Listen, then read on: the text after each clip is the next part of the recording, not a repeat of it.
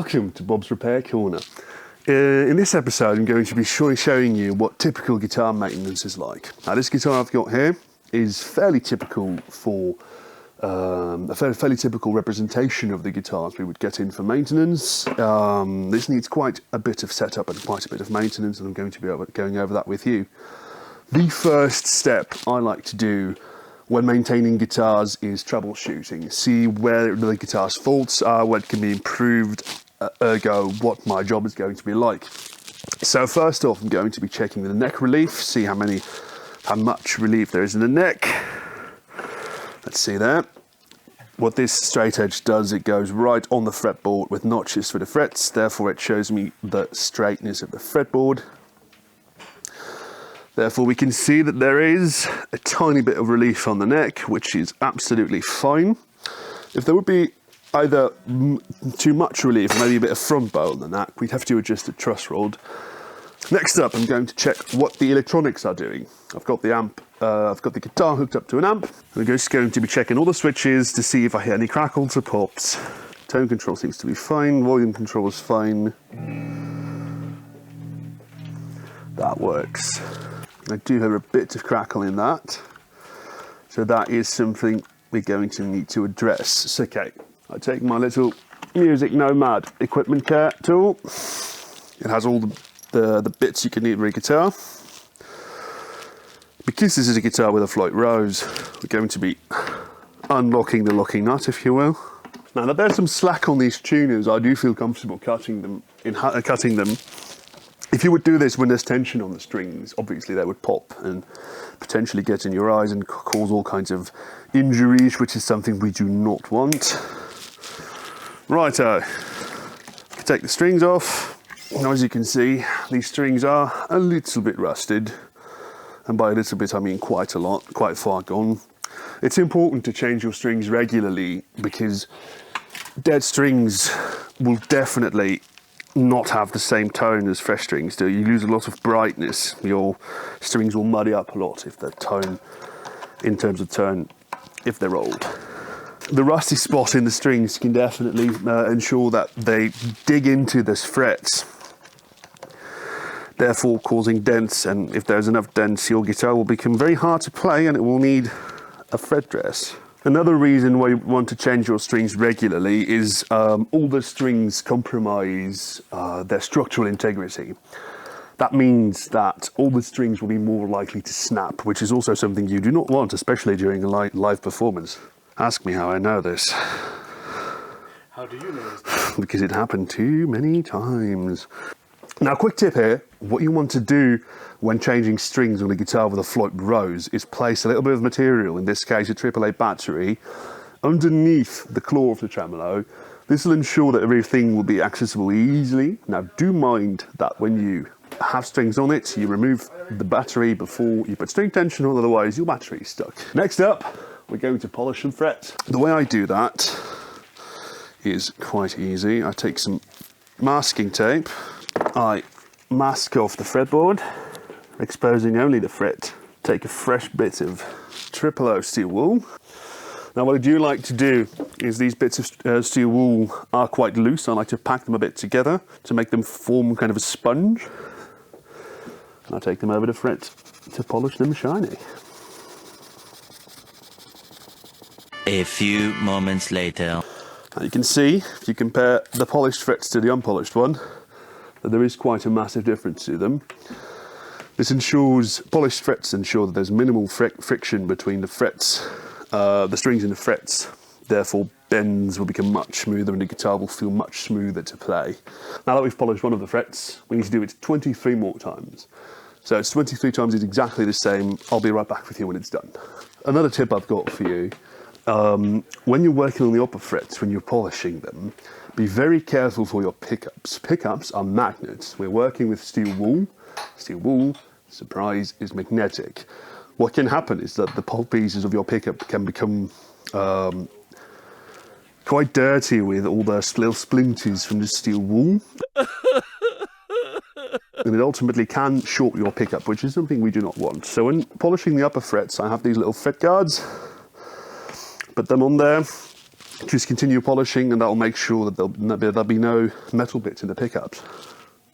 Now the guitar is all polished, we do want to check a few things before we add strings. To start off, to see if the tuners are somewhat tight on the headstock, and they're very much not. I should not be able to loosen these by hand, but we've got a solution for that.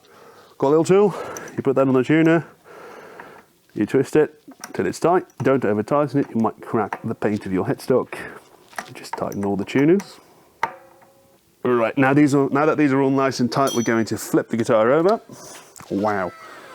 And we're going to check if all the screws on the back of the tuners are aligned, which I think all the screws are tight. And they're plenty tight, as far as I can tell.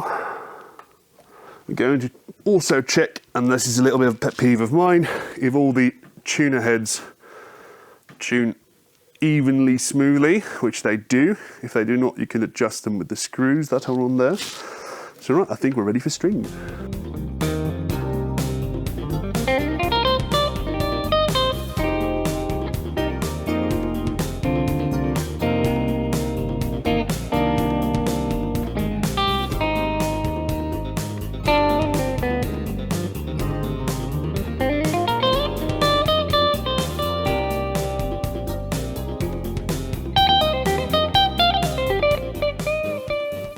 Now what I'd like to do when putting strings on guitars is work towards me. So I start with the high E and I work towards me to the low E. And normally these ball ends you would add to the stop tailpiece or to the tremolo of a Strat, but what we're going to do is we're going to cut them cleanly off. Attach them to the tremolo right in between the saddle, turn the Allen key over, locking the string in, making sure it's tight. You might want to test that, and it is. Take the other end of the string, put it through the locking nut. In this case, we go underneath the bar as well. With the other strings, we'll need to go underneath the bar and the screw. That's a little bit more annoying to do. This one's relatively easy. My little neat trick is we take the string, we pull it back past the first fret, and then we kink it. This ensures we have enough space for our strings to wind on. Because we do need to still have enough space to get the battery that we lock the tremolo off with that. I'm just going to put a slight bit of tension on it. That's plenty. A few moments later. 0.08 inches, which is a little bit high. If we want to put that a little bit down, what we do is we adjust the springs on the back of the guitar. First I'm going to check all the action. High E string is 0.75, yeah. I think the action could be 1/4 millimeter lower. Now, think 1/4 millimeter is not that much of a difference, but in terms of playability, it makes all the difference, actually. Now, these things I love. You'd think that they're just little dishes, but they are... Oh, nothing bad. You might think they're little trays, but they are magnetic. So what they do, what I like to do is I take all the screws I take off of a guitar and plop them in there. Therefore you don't lose them and they're not on the ground and you're not looking for them for 45 minutes. Once again, ask me how I know this. To adjust the action of the Floyd, all you actually have to do is add a little bit more tension to the springs, which we do by just threading these screws in a little bit more, therefore increasing the spring tension. Be very careful when you do this. Go with very small increments at a time. So what that claw adjustment does is it tries to flatten the bridge towards the body. What you want is that the bridge ultimately is in line with the body. So what you do is you give the claw a little bit more tension, pulling the springs a little bit tighter. You tune the guitar again, see where the Floyd is at, and you repeat that until the Floyd is nice and flush with the body. Now that the bridge is nice and flush with the body, we can do an action adjustment. You have two screws to do that. One adjusts the treble side more and one adjusts the bass side more. If you turn it clockwise, you lower the action. If you turn it counterclockwise, you higher the action. If we check the action now, I'll do that towards myself and towards you then.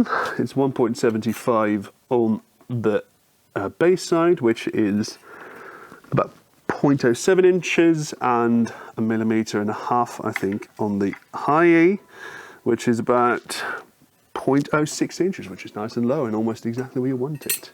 So next we check if the guitar is in tune and we lock the nut finally. One final thing you would have to do is check if the intonation is okay.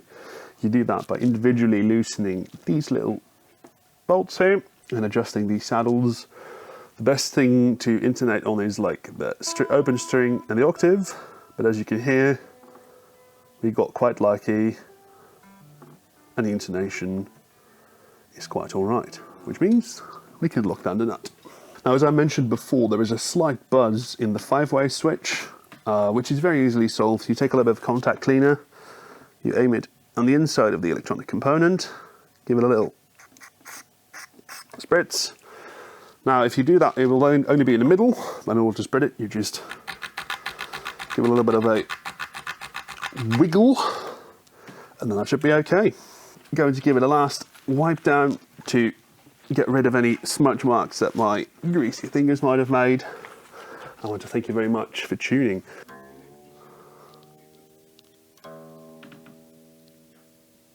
Into this first episode of Bob's Repair Shop, and I'll see you all next time.